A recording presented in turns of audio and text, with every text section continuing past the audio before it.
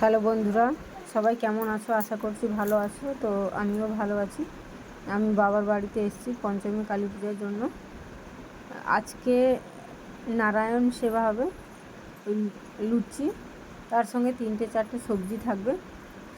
আজকে হবে সন্ধ্যে 7টায়, বাবার বাড়ি ভৈরবী চক।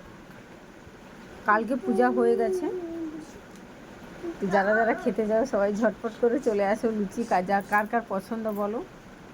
এখানে অনেকজন আছে, তো আমি ভাবলাম তোমাদের সঙ্গে একটু শেয়ার করি। খাওয়াটা তো রাত্রে হবে, তাই দুপুরে এটা হচ্ছে, তাই তোমাদের সঙ্গে একটু শেয়ার করলাম। কেমন হয়েছে ভিডিওটা একটু জানাবে, আর লুচিটা কার কার পছন্দ একটু জানাবে। দেখো কত লুচি বেলা হচ্ছে, দেখো অনেক কত লুচি, সেখানে ঢাকা দেওয়া রয়েছে। অনেকজন বসে গেছে, প্রায় 20-22 জন মতন বসেছে।